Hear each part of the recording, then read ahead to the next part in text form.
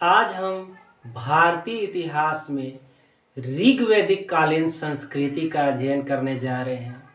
आज हम आर्य संस्कृति का अध्ययन करने जा रहे हैं। आज हम ये जानेंगे कि भारत के इतिहास में इसका क्या प्रभाव पड़ा। आज हम ये भी देखेंगे कि इसकी विशेषताएं क्या थी, समाज कैसा था, लोग कैसे थे, राजनीतिक और प्रशासनिक व्यवस्थाएं कैसी थी। आज हम यह भी देखेंगे कि भारत के इतिहास में इसके क्या क्या सकारात्मक और नकारात्मक आयाम जुड़े। हम यह भी देखेंगे कि इस संस्कृति में किन किन चीजों को समाहित किया गया था। क्या इस संस्कृति का कोई विदेशी प्रभाव भी था। भारत में हम धार्मिक संरचना में इस संस्कृति के योगदान की भी चर्चा करेंगे। तो वीडियो के अंत तक बने रहिएगा और प्रयास कीजिएगा कि वीडियो को अंत तक देखें, जिससे आपको एक शानदार विश्लेषण और शानदार यात्रा जो है उसका अनुभव प्राप्त हो पाएगा। वीडियो अच्छी लगे तो लाइक एंड सब्सक्राइब जरूर कीजिएगा और कमेंट में जरूर अपने सवाल को पूछिएगा। तो आइए शुरू करते हैं। तो आर्य संस्कृति, अगर हम इसकी विशेषताओं की ओर जाएं तो पहली विशेषता इसकी है वो है अग्नि उपासना। ये अग्नि उपासना करने वाले लोग थे। इस दौरान जितने भी लोग थे वो अग्नि उपासना करते थे। ऐसा माना जाता है कि अग्निदेव को देवताओं और मनुष्यों के मध्य मध्यस्थ की भूमिका दी गई थी। अगर हम इस दौरान की रचनाओं को देखें तो दुनिया के सबसे प्राचीनतम ग्रंथ वेद की रचना हमें देखने को मिलती है। दुनिया के सबसे प्राचीनतम ग्रंथ वेद जो है इसी दौरान लिखे गए थे, जिनमें ऋग्वेद सबसे प्राचीन है। ऐसा माना जाता है कि 1024 ऋचाएं जो है इसमें लिखी हुई है, जो विभिन्न देवताओं इंद्र, वरुण, सोम, उषा, अदिति जैसी देवियों इत्यादि पर भी लिखी हुई है। तो काफी ज्यादा जानकारी जो है वो हमें ऋग्वेद से मिलता है। विभिन्न नदियों का वर्णन है, विभिन्न पशुओं जैसे गाय और घोड़े का वर्णन है, सरस्वती नदी जैसी पवित्र नदी का वर्णन है, यमुना नदी का वर्णन है, हालांकि गंगा का भी वर्णन है लेकिन वस्तुतः बहुत कम है। कई सारी ऋषियों जो है उनके द्वारा उनका नाम है, उनका वर्णन है। तो बेहद एक व्यापक जो है वो हमें समझ जो है वो मिल पाता है ऋग्वेद से। उसके बाद हम देखते हैं कि यजुर्वेद आता है, सामवेद आता है, जिसे भारतीय संगीत का उद्गम का स्रोत भी माना जाता है। अथर्ववेद आता है, जो विभिन्न प्रकार की जड़ी बूटियों से संबंधित है, विभिन्न प्रकार के तांत्रिक उपकरणों और मंत्रों इत्यादि से भी संबंधित है। तो कई सारे जो है वो हमें जानकारियां वेदों से निकलती है। तो वेदों से अगर हम हटकर अगर हम आगे देखें आर्य संस्कृति की विशेषताओं की, तो इस संस्कृति में घोड़े का एक व्यापक उपयोग था, घोड़ों का महत्व था। इसी के नाम पर अश्वमेध यज्ञ जैसी यज्ञ भी किए जाते थे, जहां घोड़े को छोड़ा जाता था। तो घोड़ों का बहुत व्यापक महत्व था। ऋग्वेद में भी काफी इसकी व्यापक चर्चाएं हमें मिली है। और घोड़े से जो है वो रथ का भी प्रयोग होता था। घोड़े से जो है घोड़े का प्रयोग कर रथ बनाए जाते थे और रथों में स्पोक वाले पहियों का भी प्रयोग होता था। ऐसा माना जाता है कि एक शिरस्त्राण अर्थात लोहे का जो है वो एक हेलमेट जो है उसका भी उपयोग किया जाता था युद्ध में। तो आर्य भारत को विजित करने में, भारत में अपनी संस्कृति को फैलाने में सक्षम होते हैं। उसका एक कारण यह भी था कि उन्होंने बड़े पैमाने पर घोड़ों का प्रयोग किया। अन्य विशेषताओं की अगर हम बात करें तो हम यह देखते हैं कि इस दौरान जो है भोजपत्र का प्रयोग किया जाता था लिखने के लिए। जो ऋग्वेद है उसकी जो ऋचाएं लिखी गई है वो कहीं न कहीं भोजपत्र इत्यादि पर भी उल्लिखित की गई है। तो भोजपत्रों का व्यापक प्रयोग होता था। साथ ही साथ हम देखते हैं कि अंतिम संस्कार के विधान थे। अंतिम संस्कार में दफनाने की भी व्यवस्था थी और शवों को जलाने की भी व्यवस्था थी, जो आज भी प्रयोग किया जाता है। वहीं अगर हम बात करें देवताओं की, तो इंद्र थे, जिन्हें पुरंदर कहा जाता था, अर्थात अनार्य दुर्गों का विनाशक कहा जाता था। ऐसा माना जाता है कि आर्यों और अनार्यों के मध्य संघर्ष हुआ था, जिसका एक उदाहरण दशराज युद्ध भी है, जिसमें सुदास विजयी हुआ था। पौराणिक रूप से देखें तो इंद्र को हम पुरंदर कहते हैं, अर्थात अनार्य जो है दुर्गों का उनका संहारक कहा जाता है। और सर्वाधिक जो मंत्र है वो इंद्र को समर्पित किए गए हैं ऋग्वेद में। दूसरी ओर अगर हम बात करें तो अग्निदेव थे, जिनके बारे में हमने चर्चा की। वरुण देव थे, जो जल के देवता कहलाते थे। अच्छी फसल इत्यादि के लिए उनका पूजन किया जाता था। उसके साथ ही साथ सोमदेव थे। सोमदेव के बारे में कहा जाता है सोम नामक एक वनस्पति भी थी, जिसका प्रयोग जो है वो एक प्रकार से जलपान हेतु या पेय पदार्थ हेतु किया जाता था। जैसे आज हम चाय पीते हैं वैसे सोम का प्रयोग किया जाता था।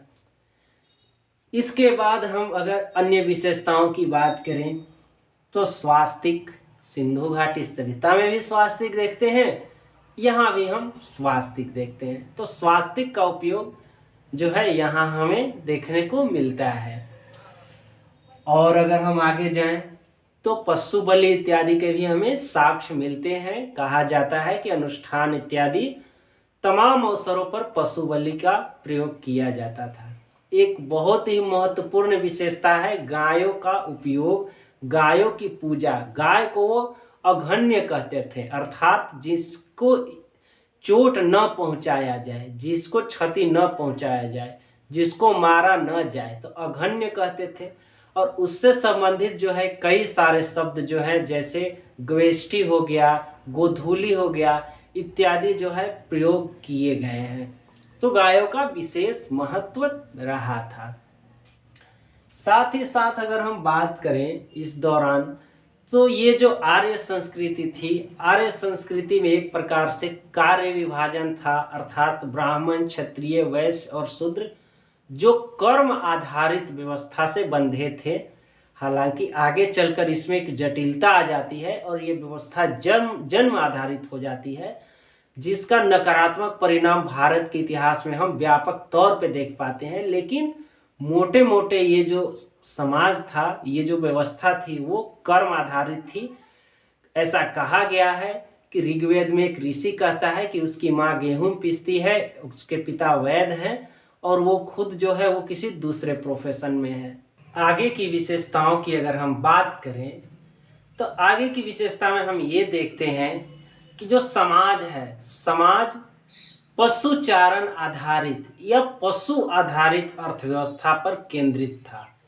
मतलब लोग जो है वो पशुपालन करते थे, घर कच्चे होते थे, पक्की ईंटों का प्रयोग नहीं होता था, पशुओं की संख्या में वृद्धि होती थी, पशु के उत्पादों का सेवन करते थे और उसी से अपना जीवन यापन करते थे।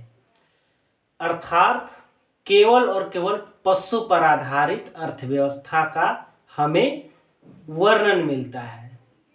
ऐसा कहा जाता है कि ना कोई राजा था, ना कोई साम्राज्य था, ना ही कोई बहुत बड़ी सेना थी।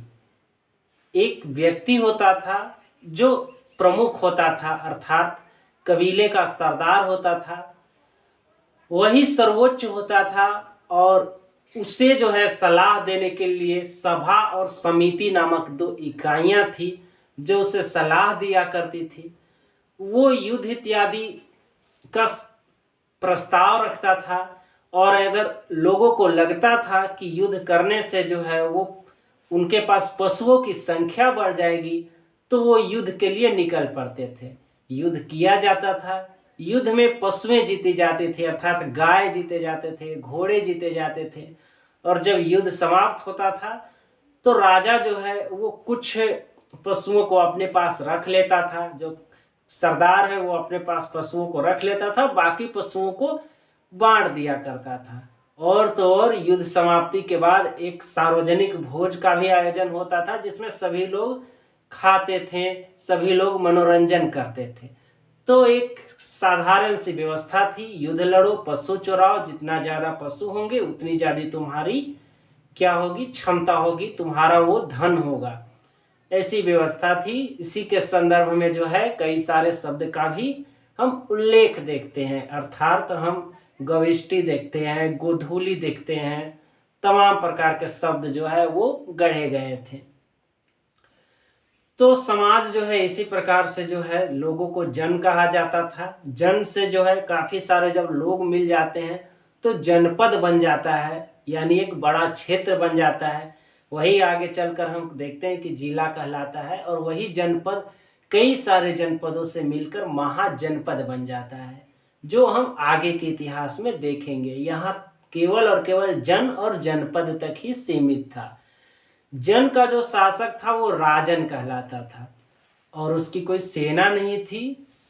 युद्ध जो होता था तो युद्ध में सभी लोग जो है वो सम्मिलित होते थे। इस प्रकार हम ये देख पाते हैं कि आर्य संस्कृति, उसकी तमाम विशेषताएं क्या थी। हम ये भी देख पाए कि इसका भारत के इतिहास पर कैसा प्रभाव पड़ा। आज भी ग्रामीण अर्थव्यवस्था एक प्रकार से पशु आधारित अर्थव्यवस्था ही है। कृषि में इसका महत्व है, और पशुपालन में जो है इसका एक व्यापक महत्व है। आज भी जो है हिंदू मान्यताओं में, हिंदू संस्कृतियों में कई सारी चीज़ें, अर्थात यज्ञ, अग्नि पूजन, इन तमाम चीज़ों को आज भी जो है उसी प्रकार जो है वो प्रयोग किया जाता है।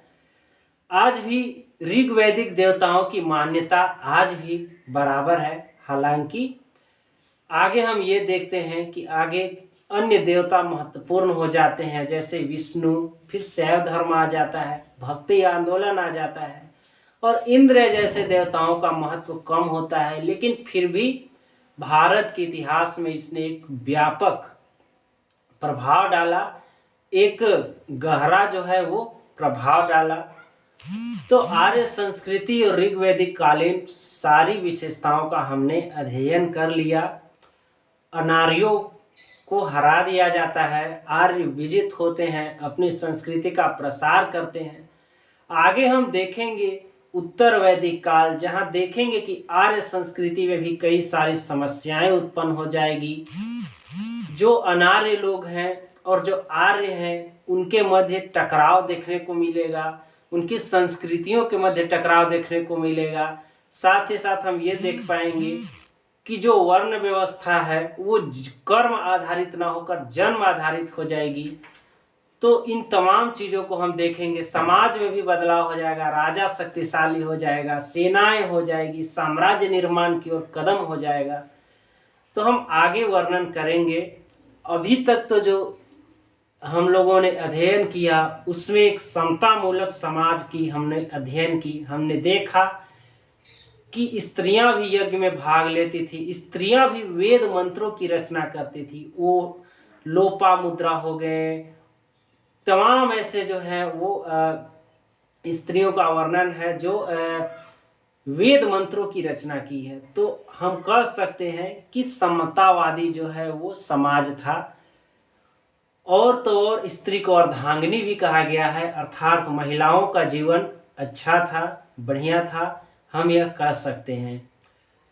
तो आज के लिए इतना ही। आगे हम नेक्स्ट सीरीज में जो है तमाम बातें जो इस कहानी से आगे जुड़ेगी उसका अध्ययन करेंगे, उसका विश्लेषण करेंगे, और एक प्रकार से हम समझने का प्रयास करेंगे कि भारत के इतिहास में जो है वो किन किन कालखंडों में किस प्रकार के बदलाव जो है वो लगातार जो है वो घटित होते रहे, और हमारा इतिहास जो है वो किन किन बदलावों से होकर गुजरा है, किन किन बदलावों से होकर वो आगे बढ़ा है, और आज जो हमारा इतिहास है वो कितनी विविधताओं को ग्रहण किए हुए हैं। तो आज के लिए इतना ही। धन्यवाद।